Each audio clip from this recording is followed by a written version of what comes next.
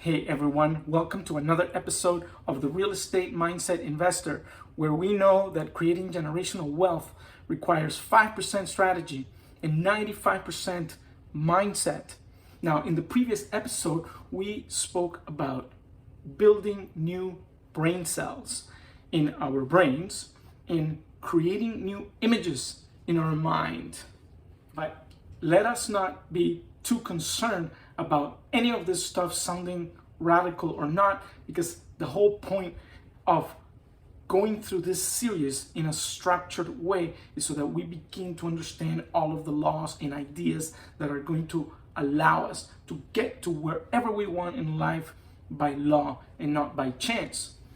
I also spoke about creating an image of the mind.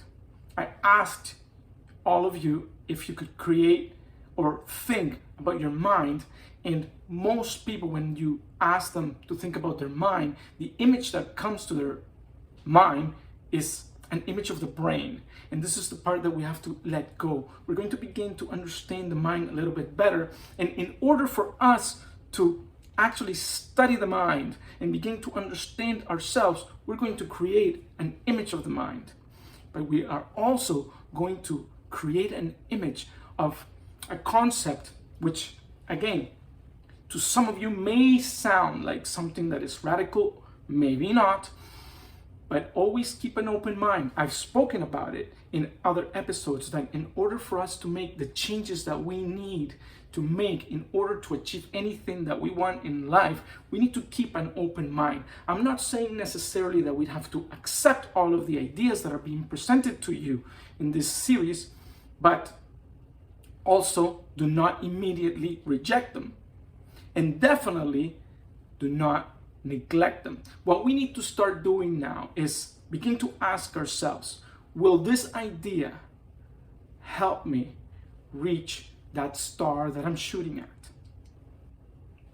Now, the second idea that we're going to create an image of is the whole idea of vibration. Now, the way that we're going to talk about vibration in this whole series is more from a scientific perspective. I have had discussions with scientists, say doctors, for example, or biologists, and it seems that there is some kind of miscommunication or misinterpretation of what vibration is all about. It seems that some people refer to that concept of vibrations as something more spiritual in nature. And maybe that's okay. In fact, that is okay to think about it from a spiritual perspective. The way that I present it here, it's more from a scientific perspective. So the first time I heard about vibrations, I had absolutely no clue what they were talking about. And I made an effort to try to understand it. So I went over to Google, I went to books, I went to all kinds of research to understand it from my perspective. That took me down the rabbit hole of quantum physics. And without getting into too much detail, and in fact, I don't really understand all of the mathematical equations that the physicists use, but I know that they use these mathematical equations for real world applications. And, we're talking about the technology that we use to use cell phones, laser technology, the technology used for GPS, even to send a rocket into space. So there are real world applications to these mathematical equations. But what I discovered is that this concept of vibration can also be referred to as frequencies. And the same way that you would say that there's a certain radio frequency or a certain frequency that will allow you to dial the radio into a certain number and you'll get the music from that frequency. This is the same kind of frequencies that we're talking about, and we are going to be using this concept or idea or knowledge of these frequencies also to advance ourselves and to understand ourselves when it comes to concepts of the mind and personal growth. Now, as I've mentioned before, all that is required for now is for all of us to keep an open mind. And if yes, we accept the idea. If no, we reject the idea. Neglecting it It's an error. It's a big mistake. And that happens to us. Neglecting new ideas happens to us as human beings because we are, in essence, programmed right from childhood. And that program in itself is what doesn't allow us to see what we need to see. It kind of blinds us. It does us good, but it also can do us bad. It kind of blinds us from seeing what we need to see in order to make the changes that we need to make.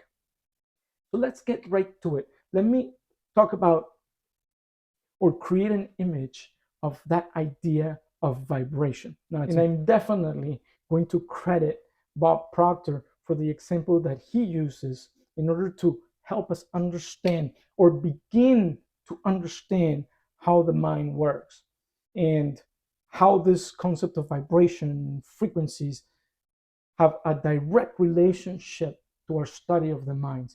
So in one of his seminars, he literally he has this glass. He has a glass of water. Okay, I'm using a different kind of glass, but he has a glass of water and he tells people,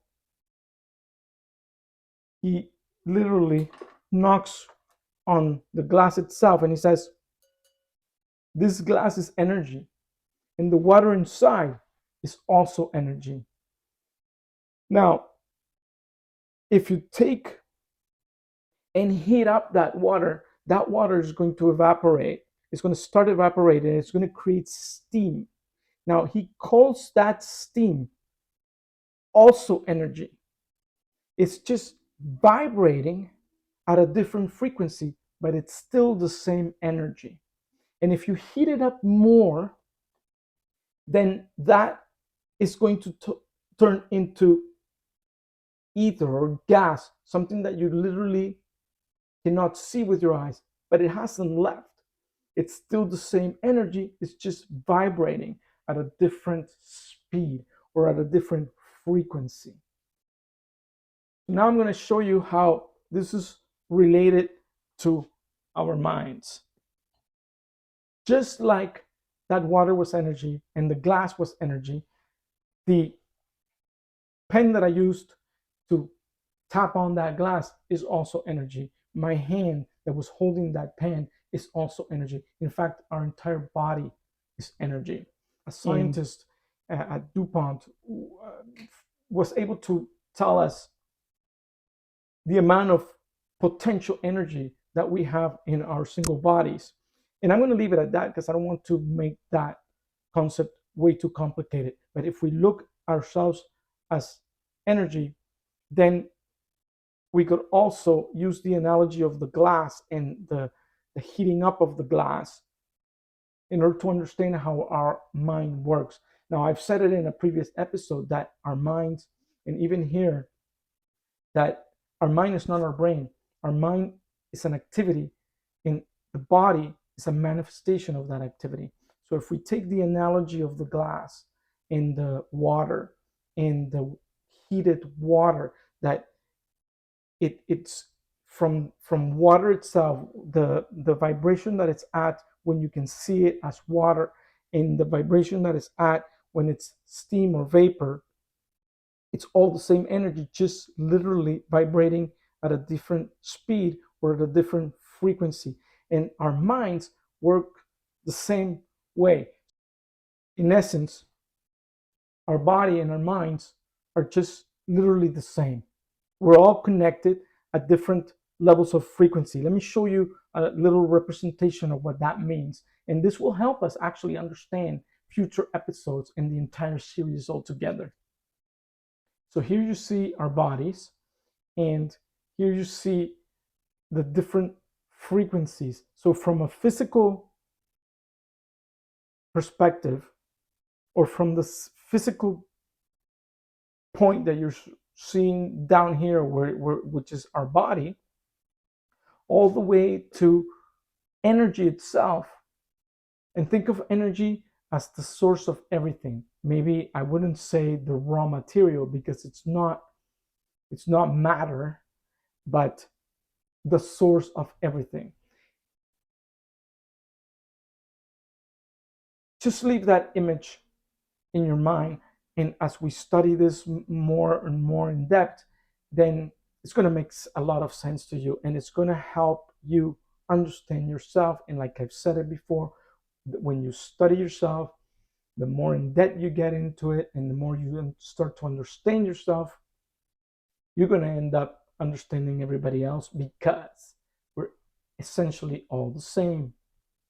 The second image that I'm going to present to you guys, again, I'm going to have to credit Bob for presenting it to me, because it was from him that I learned it from. And having these images in our mind, meaning having images in our mind, in the screen of our minds, about these abstract concepts. The only way for us to understand these abstract concepts is by creating some kind of an image so that we can study them. This starts to generate what's called order in our minds. And once we have order is the first law of creation. We'll be able to understand ourselves and begin to create that life that we're going to create.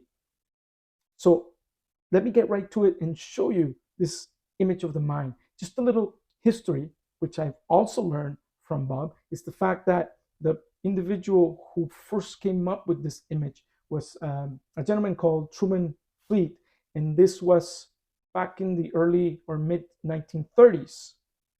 He created this image because he was a doctor himself, and he was studying holistic healing, which at the time perhaps it was a new concept, and today we know a lot more about the benefits of holistic healing in itself. He created this image of the mind in order to help us view health from a holistic perspective. So Bob's mentor was the one that gave this image to Bob himself, and everything that he had been studying for 9 years finally all came together when this image came to his own mind. In fact, he has taught it to thousands and thousands and thousands of people, and he's even taught it to psychiatrists who in an example that he gives out, he says that he actually taught it to a psychiatrist that was able to make advances with his own patients in 4 months, as opposed to using other practices for 4 years. So this image of the mind helped the psychiatrist reduce the amount of time that he was able to generate progress with his own patients. So let me show it to you right now. So here it is. It's what's called the stick person. So that big circle that you see at the top, that's actually going to represent our minds. And the small circle in the bottom is what will represent the body.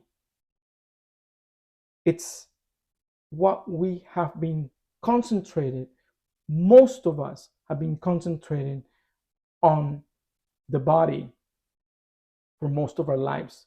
But now we're going to also be concentrating on our minds and the way that our mind works. And this line in the middle divides our minds on the top circle. The line in the middle divides the mind itself amongst the conscious mind on the top and the subconscious mind. And finally, you see that arrow that points outwards from the body itself, and the R actually represents our results in life. Keep that image in your mind from now. Like literally, we've built new brain cells by creating new images in your mind in regards to the concept of vibration and of frequencies, and in regards to the concept of the mind, or I should say an image of the mind. Ladies and gentlemen, I'm going to leave it at that for now, and we're going to start getting more and more in depth into the studies of our minds and personal growth. So I will see you all again in the next episode. Bye for now.